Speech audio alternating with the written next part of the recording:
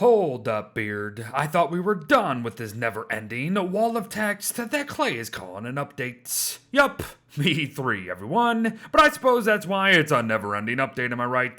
So then, let us not only talk hotfix number 1 for it all, but tack on both hotfix number 2 from just yesterday, and even a select few bullet points that I have still failed to mention from the previous post, yes. Well, let's go in the reverse order of DLCs this time, just for the heck of it. Elder Mandrakes now no longer sound like bunnymen, so let us give a listen in to their new vocals.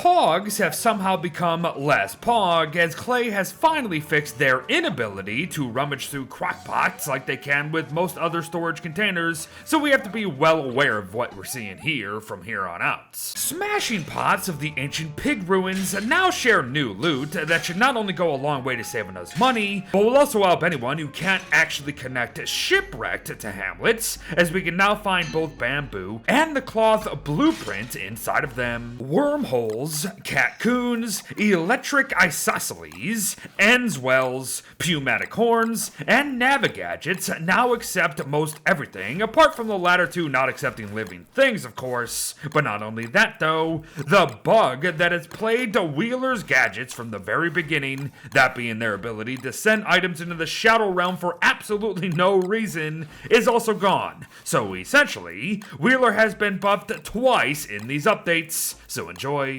Vipers now follow their directives as well, and will finally follow us into the water in order to continue combat, which I've always found to be very unique. They just never did it, but now they do. In a somewhat similar vein too, any physical poison damage attack from snakes, crocodiles, or even scorpions will now no longer poison us if we're on a boat, and will instead be directed to the boat's durability, which is a very welcome tweak. Ice, crop seeds, jungle tree seeds, the mat suit, and even the tin suit now all float. And while that's great and all, the only thing that bloody matters is the first literal bits. Ice floating is a massive quality of life thing.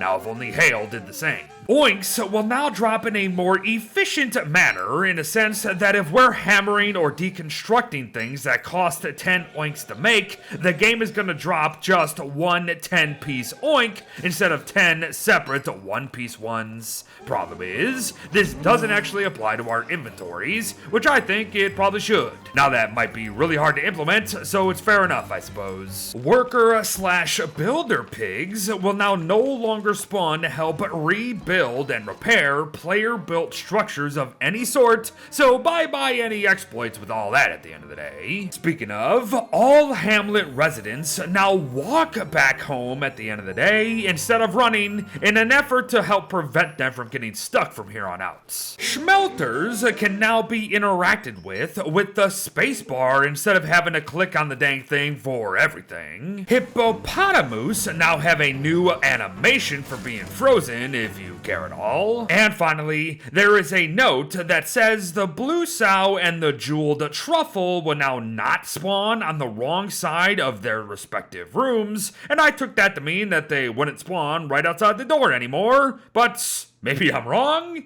If so, they just made it super easy to get both at any time in any world. But moving on here to a couple of shipwrecked notes, like how the quackening ram is back to being able to not only mine stuff on the water, but also hammer them once everything has been mined, essentially. So make notes, there have been a lot of quackening ram buffs lately. The very same could be said of tar lamps, as lastly here, they received another incredible buff and can now float too, so take advantage. To wrap up the day though, comes the Reign of Giants nonsense. That is truly no nonsense. As to begin, flotsam found in parts of the quote-unquote ocean, but typically near Wally here, now respawns, which is pretty darn neat. Bug Be Gone now works on both butterflies and bees across all DLCs. However, it does not kill them instantly as it does beetles and glowflies in Hamlet, as it will choose to do so over time, as you can see. Cactus spikes,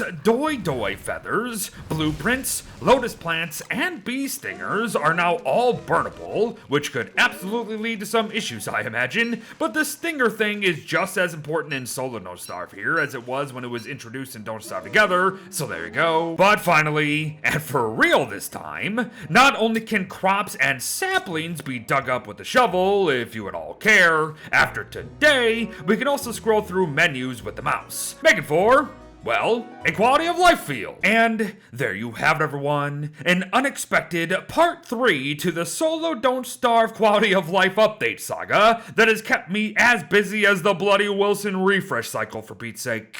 My goodness, Clay. A guy's gotta sleep. But thanks for watching, folks. Well wishes to all. I still implore you to read these posts yourself, as there are still things missing from these videos. And I'll see you in the next one.